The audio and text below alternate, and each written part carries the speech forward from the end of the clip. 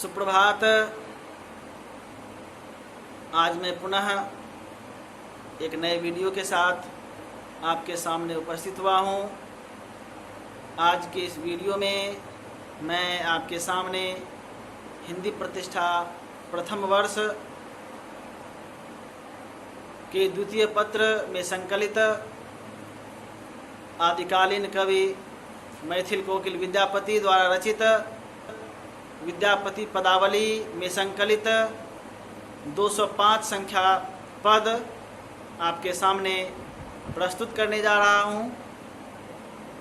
यह पद भी श्रृंगार के वियोग पक्ष से संबंधित है।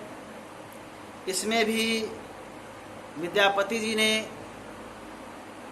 गोपिकाओं की, विरहिणी नायिकाओं की विरह दशा का मार्मिक वर्णन किया है और उन्होंने इसमें दिखलाया है कि गोपिकाएं श्री कृष्ण के वियोग में किस तरह तड़प रही हैं, उनकी यादों में खोई हुई हैं और उनके बिछुड़ने के बाद उन पर जो बीत रहा है, जो कष्ट अनुभव हो रहा है और वो किन किन कष्टों का अनुभव कर रही हैं, इसका सटीक एवं मार्मिक वर्णन किया है।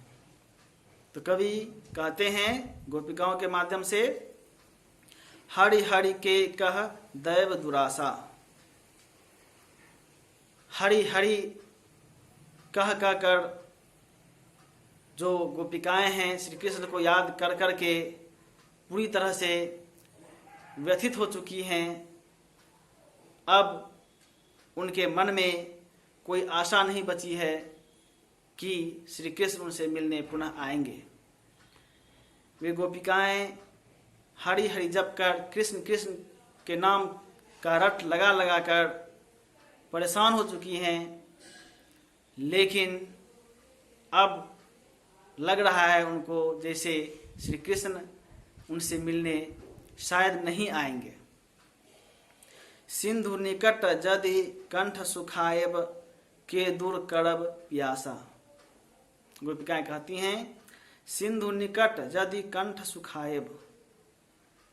यहाँ सिंधु प्रतीक के रूप में है, जो श्री कृष्ण के वाचक के रूप में यहाँ प्रदर्शित है।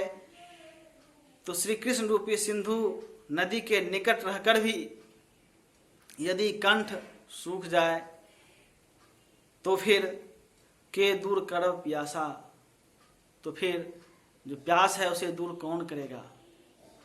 श्री कृष्ण परब्रह्म हैं, वे सब कुछ जानते हैं।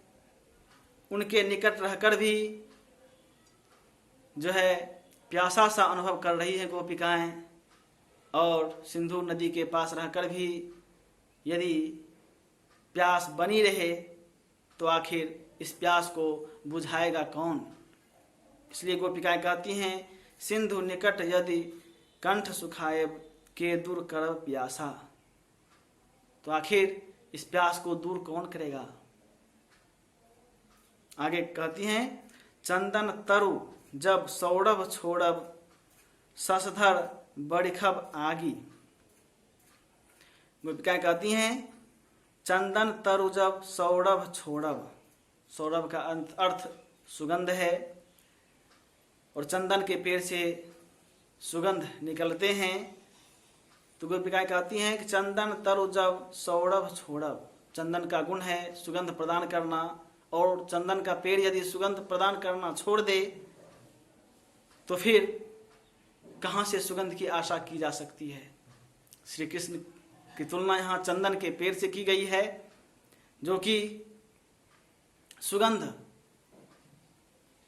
बरसाने वाले हैं, आनंद प्रदान करने वाले हैं, और यदि वे इस आनंद को प्रदान करने से मुकर जाएं, आनंद प्रदान करना छोड़ दें, तो फिर और किससे आशा की जा सकती है इस आनंद की प्राप्ति की। ससधर बड़िखब आगे, और ससधर अर्थात चंद्रमा यदि अपनी शीतलता को छोड़कर अग्नि की वर्षा करने लगे तो फिर शीतलता की आशा हम किससे करेंगे।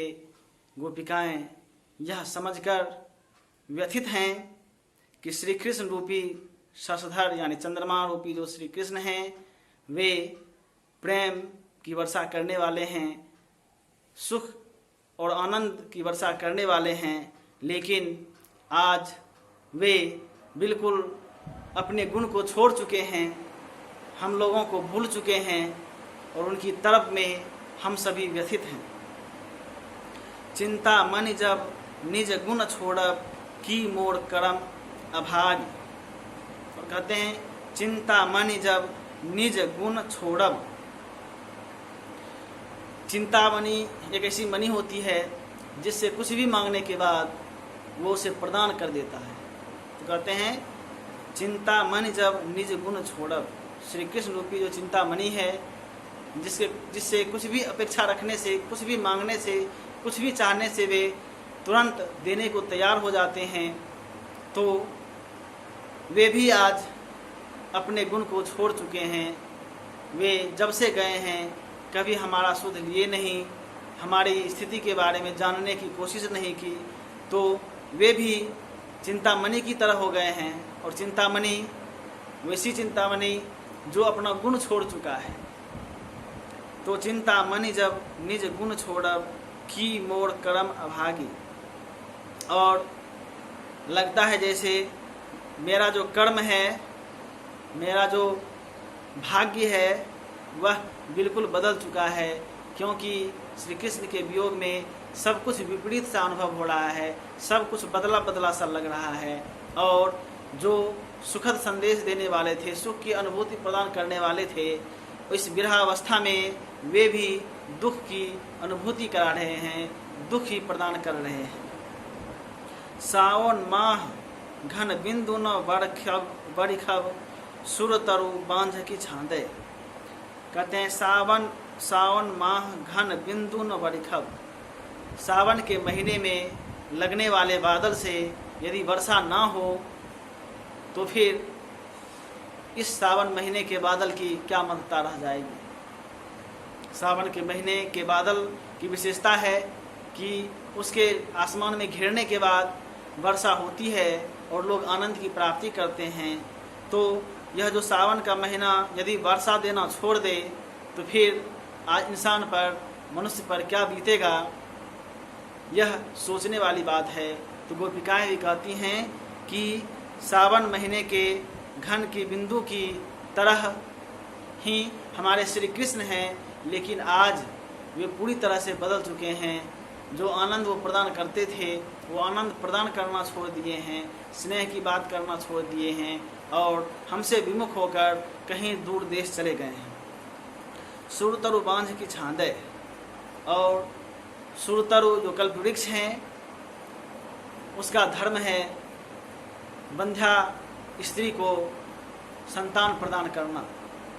और वह कल्पतरु यदि अपना गुण छोड़ दे, अपना धर्म छोड़ दे, तो फिर उनसे क्या आशा की जा सकती है।